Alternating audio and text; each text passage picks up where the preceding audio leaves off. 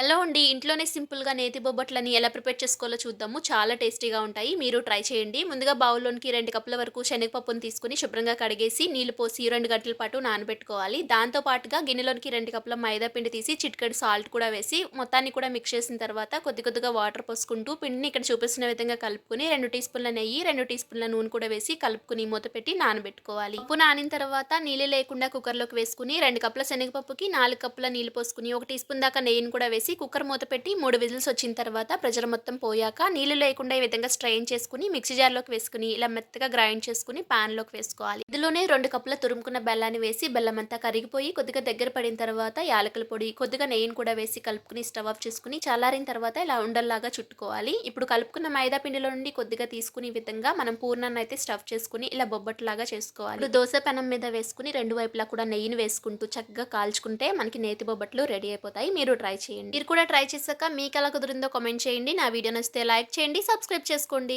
Hello అండి. పండగలప్పుడు చాలా సింపుల్‌గా చేసుకునే ప్రసాదం రెసిపీ చక్కెర పొంగల్ని ఎలా తయారు చేసుకోవాలో చూపిస్తున్నాను. ముందుగా స్టవ్ మీద ఒక పాన్ పెట్టి పావు కప్పు వరకు పెసరపప్పు వేసి లైట్‌గా ఫ్రై అయిన తర్వాత ఇప్పుడు దీన్ని ఒక బౌల్‌లోకి తీసుకోవాలి. ఇందులోనే ముప్పావు కప్పు వరకు కూడా బియ్యాన్ని వేసుకొని నీళ్లు పోసి శుభ్రంగా కడిగి తీసుకోండి. ఇప్పుడు కుక్కర్‌లోనికి కడిగిన పెసరపప్పు బియ్యాన్ని వేసుకొని ఒక కప్పు పెసరపప్పు బియ్యానికి 2:30 కప్పుల నీళ్లు పోసి కొద్దిగా సాల్ట్ కూడా వేసి 1 టీ స్పూన్ నెయ్యి వేసుకొని కుక్కర్ మూత పెట్టేసి మీడియం ఫ్లేమ్‌లో 3 విజిల్స్ వచ్చే వరకు ఉడికించుకోవాలి. ఉడికిపోయిన తర్వాత గరిటెతో ఇలా ఒకసారి మ్యాష్ చేసుకోవాలి. ఇప్పుడు మళ్ళీ స్టవ్ మీద పెట్టేసి ఒక కప్పు తురుముకున్న బెల్లాన్ని, హాఫ్ కప్పు పంచదార వేసుకొని పంచదార బెల్లం అంతా కూడా కరిగే వరకు మీడియం ఫ్లేమ్‌లో పెట్టుకొని కరిగించుకోవాలి. పంచదార బెల్లం అంతా కూడా కరిగిపోయిన తర్వాత ఇందులో పావు టీ స్పూన్ యాలకుల పొడి కూడా వేసేసి స్టవ్ ఆఫ్ చేసేయాలి. ఇప్పుడు స్టవ్ మీద ఒక చిన్న గిన్నె పెట్టేసి 2, 3 టీ స్పూన్ల వరకు నెయ్యి వేసుకొని కరిగిన తర్వాత మీకు నచ్చిన డ్రై ఫ్రూట్స్‌ని నచ్చితే గనుక కొబ్బరి ముక్కలు కూడా వేసుకొని వీటిని ఫ్రై చేసుకోవాలి. ఇందులోనే ఒక చిటికెడు వరకు పచ్చకర్పూరం కూడా వేస్తే మనకి గుడిలో పెట్టే ప్రసాదంలా ఉంటుందండి. ఇంకా అన్నిటిని కూడా మిక్స్ చేసేసుకుంటే మనకి చక్కెర పొంగల్ అయితే రెడీ అయిపోతుంది. ఈ రెగ్యులర్‌గా చేసుకునే సేమియా పాయసం కాకుండా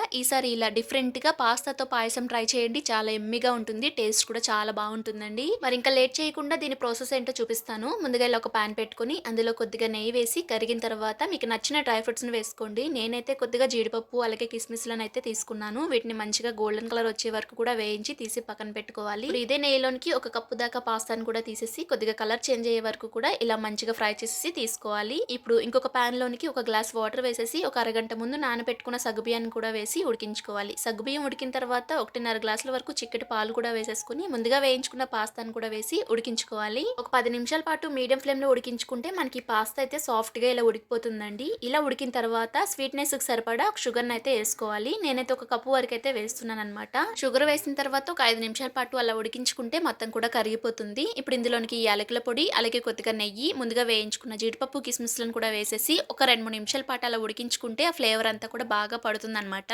అంతేనండి. గోరువెచ్చగా ఉన్నప్పుడు తిన్నా లేకపోతే చల్లారాక ఫ్రిడ్జ్ లో పెట్టుకుని తిన్నా కానీ సూపర్ టేస్టీగా ఉంటుంది. ట్రై చేయండి. నచ్చితే కనుక లైక్ చేయండి, సబ్స్క్రైబ్ చేసుకోండి.